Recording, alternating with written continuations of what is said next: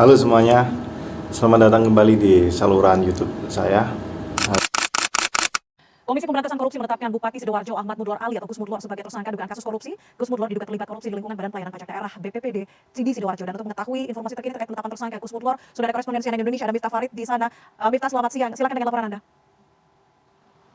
Puspa, baru saja sekitar 5 menit yang lalu, Gus Mudlor meninggalkan Pendopo Kabupaten Sidoarjo setelah sejak pagi tadi melakukan halal bihalal dengan para pegawai di lingkungan pemerintah Kabupaten Sidoarjo. Tadi memang mengejutkan, beberapa PNS menyebutkan bahwa mereka sangat terkejut karena membaca pemberitaan bahwa bupati mereka ditetapkan sebagai tersangka oleh KPK pada hari ini. Hari ini merupakan hari pertama kerja yang ada di lingkungan pemerintah kota Kabupaten Sidoarjo, dan ini menjadi hari pertama mereka berinteraksi dengan bupati mereka yang lalu. Kemudian ada juga pemilu 2024 yang kita tahu bahwa sebelum ditetapkan sebagai tersangka, Gus Mudlor merupakan kader PKB Tulen dan mendukung paslon nomor urut 1. Kemudian setelah ruangan dari Gus Mudlor digeledah oleh KPK, mendekati hari pemilihan, ini kemudian dukungan Gus Mudlor beralih ke pasangan nomor urut 2, sehingga banyak sekali spekulasi yang beredar terkait apakah penetapan tersangka atau penyelesaian kasus ini atau penuntasan kasus ini atau penyelidikan kasus ini berkaitan dengan peta politik yang terjadi pada Pilpres kemarin. Yang jelas hari ini teka-teki semua yang menjadi pertanyaan dari berbagai macam sumber, dari berbagai macam lapisan masyarakat terkait apakah ini berkaitan dengan Pilpres atau tidak, hari ini terjawab bahwa Gus Mudlor sudah ditetapkan sebagai tersangka oleh KPK, dan kita masih menunggu apa upaya selanjutnya dari KPK, apakah akan melakukan pemanggilan sebagai tersangka atas Gus Mudlor kemudian langsung ditahan. Dan yang jelas kita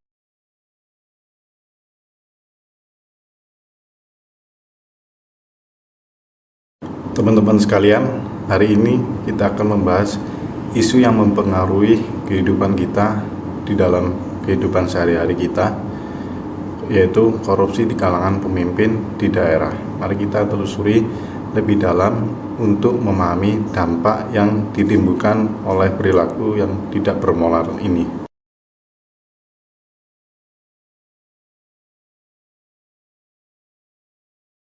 Sudah menjadi rahasia umum bahwa banyak pemimpin di daerah yang terlibat dalam kasus korupsi. Mereka yang seharusnya menjadi pelayan masyarakat malah memanfaatkan kekuasaan mereka untuk kepentingan pribadi. Tentunya tindakan ini tidak hanya merugikan keuangan negara, tetapi juga menghalangi pembangunan dan kesejahteraan rakyat.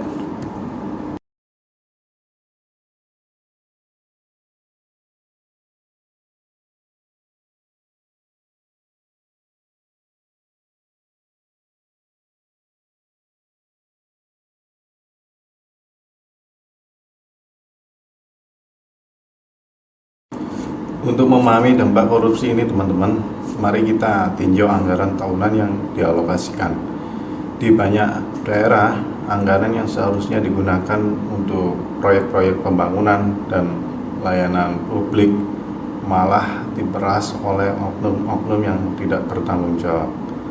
Anggaran yang begitu besar itu seharusnya membantu memperbaiki infrastruktur, mendukung pendidikan, kesehatan, dan memajukan perekonomian lokal.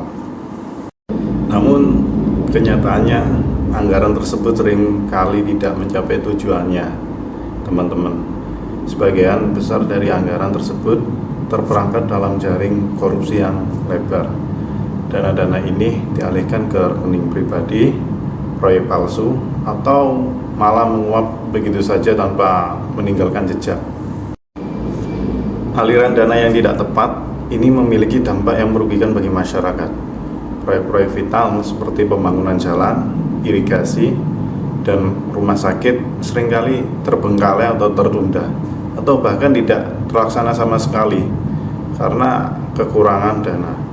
Akibatnya kehidupan sehari-hari warga ini terganggu, akses terhadap layanan publik pun terhambat, dan pertumbuhan ekonomi sempat terhenti. Bukan hanya itu, teman-teman sekalian, korupsi juga merugikan integritas sistem demokrasi kita. Ketika pemimpin daerah terlibat dalam tindakan korupsi, kepercayaan publik pun terhadap pemerintah itu melemah. Warga menjadi skeptis atas terhadap kebijakan dan tindakan yang diambil oleh pemerintah, dan semakin jauh dari partisipasi aktif dalam pembangunan negara. Teman-teman yang terhormat, kita tidak bisa lagi hanya diam melihat korupsi yang merajalela di kalangan pemimpin daerah. Kita harus bersatu untuk menuntut pertanggungjawaban transparansi, dan integritas dari para pemimpin kita.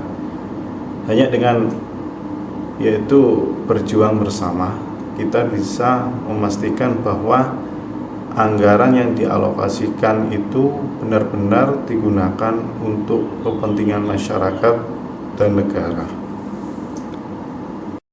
Yuk, mari teman-teman kita bersatu untuk mendorong perubahan yang positif dan memerangi korupsi di semua tingkatan pemerintah. Ingat, kekuatan rakyatlah yang sebenarnya dapat mengubah nasib bangsa ini. Mari kita bergerak bersama menuju masa depan yang lebih baik, di mana keadilan, integritas, dan kesejahteraan menjadi landasan utama negara kita. Terima kasih telah menyimak di video kali ini. Mari kita bersama-sama memperjuangkan masa depan yang lebih baik untuk generasi mendatang. See ya.